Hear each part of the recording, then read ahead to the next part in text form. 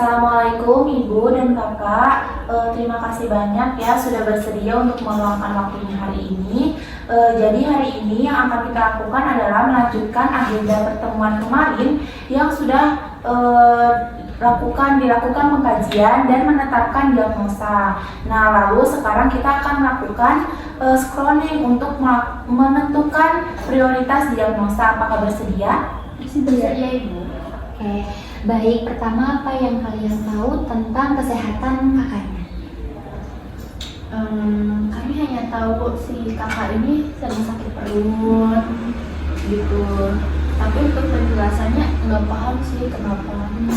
Oke, jadi kita kasih skor 3 ya untuk sifat masalahnya. Mari kita lanjutkan ke pertanyaan kedua, yaitu apa yang kalian tahu tentang pengobatan yang harus dijalani?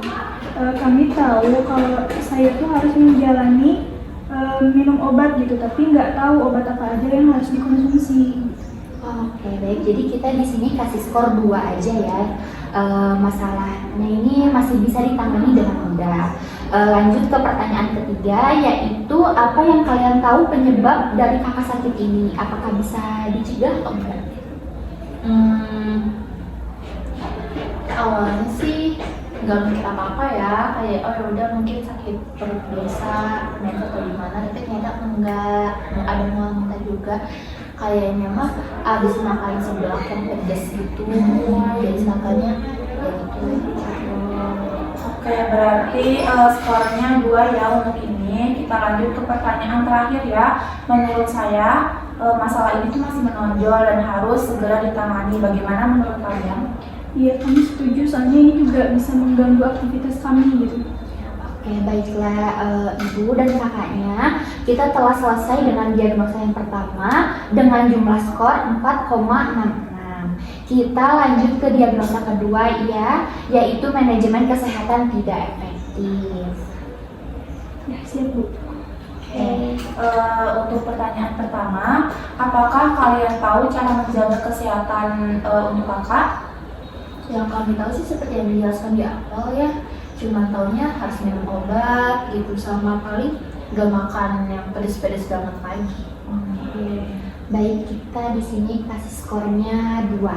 Pertanyaan kedua lanjut ya, yaitu bagaimana kalian mengatur jadwal pengobatannya? Apakah dapat diatasi dengan mudah atau tidak? Sepertinya hanya sebagian saja, karena terkadang kami juga suka lupa dan tidak ada catatan khusus untuk ini. Berarti skornya hanya 1 ya. Selanjutnya yaitu apakah kalian tahu terkait pola makan yang seharusnya diikuti dan dapat mencegah terjadinya penyakit? Sebenarnya nggak ada pola makan khusus sih, makan apa aja gitu. Cuman ya tadi membatasi asupan makanan pedas gitu, itu satu-satunya cara yang bisa kami cegah biar nggak sakit perut lagi. Oke, sepertinya kita kasih skornya 2 lagi ya. Mari kita ke pertanyaan terakhir, yaitu apakah kalian merasa bahwa masalah ini sangat mendesak dan mencari informasi di internet atau sumber lain? Enggak Bu, kami hanya mencari obat mah atau obat-obat lainnya yang ada di apotek aja. Berarti skornya 2 ya. Seperti scrolling pertama, ini juga kita jumlahkan ya, hasilnya itu 3,33. Jadi prioritas pertama adalah diagnosa keperawatan defisit pengetahuan, dan yang kedua adalah manajemen kesehatan tidak efektif. Baik, alhamdulillah ya, sudah selesai. Selanjutnya kami meminta izin untuk melakukan pertemuan selanjutnya agar masalah ini dapat cepat teratasi. Apakah bersedia? Bersedia. Baik Ibu dan Kakak, pasti kami selalu akan membantu. Kalau begitu kami pamit undur diri dan sampai ketemu di pertemuan selanjutnya ya. Assalamualaikum. Assalamualaikum. Senang ya kita dapat bertemu kembali hari ini. Bagaimana kabarnya? Alhamdulillah baik. Kami juga senang Bu kita ketemu lagi. Jadi apa yang akan kami lakukan hari ini Bu? Jadi sekarang kita akan melakukan intervensi ya. Kita akan membahas informasi-informasi penting tentang penyakit GERD ini. Pertama kami ingin tahu dari ibu dan kakaknya, apa sih yang kalian tahu terkait penyakit GERD ini? Yang kami tahu sih gak tahu salah atau benar ya, GERD ini tuh penyakit yang berhubungan dengan lambung atau asam lambung. Iya, betul ya. GERD itu adalah betul. Jadi GERD itu adalah asam lambung yang naik ke kerongkongan. Ini biasanya menyebabkan nyeri ulu hati dan ketidaknyamanan. Oh kalau itu kami kurang tahu Bu. Jadi apa aja gejala lainnya yang mungkin muncul pada GERD ini Bu?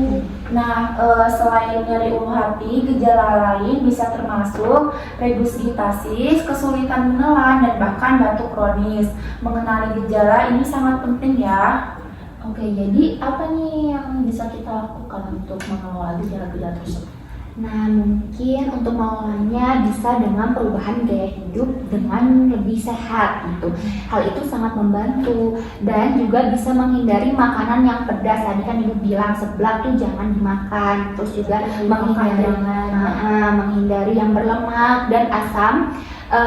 Dan asam juga adalah langkah yang lebih awal dan lebih baik untuk dihindari gitu. Terus kalau untuk makanan Bu, ada nggak yang harus dihindari gitu? Jelas ada ya, makanan seperti tomat, coklat, dan minuman berkafein bisa memperburuk gejala. Selain itu, jangan makan terlalu dekat dengan waktu tidur. Gitu. Ada nggak sih cara lain untuk mengurangi gejalanya?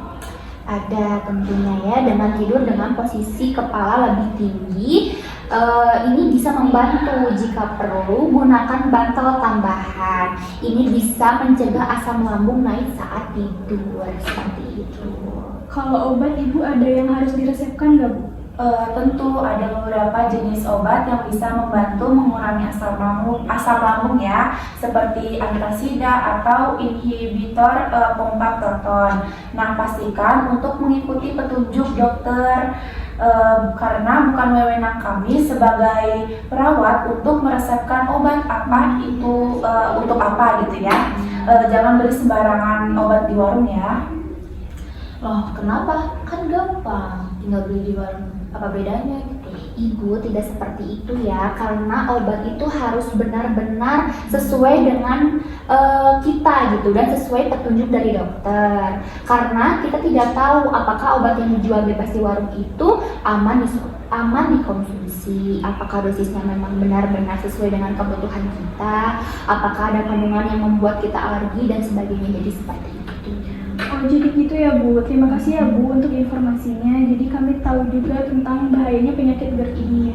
Sama-sama ya, kami senang jika ini memang sangat membantu. Mungkin cukup sekian pertemuan kita hari ini. Kami pamit undur diri. Jika ada pertanyaan jangan ragu untuk menghubungi kami. Semoga sehat selalu. Wassalamualaikum. Ini posternya buat kami ya? Iya, buat saya ambil ya. Iya, dibaca ya. Pembelajaran. Terima kasih. Dadah. Terima kasih.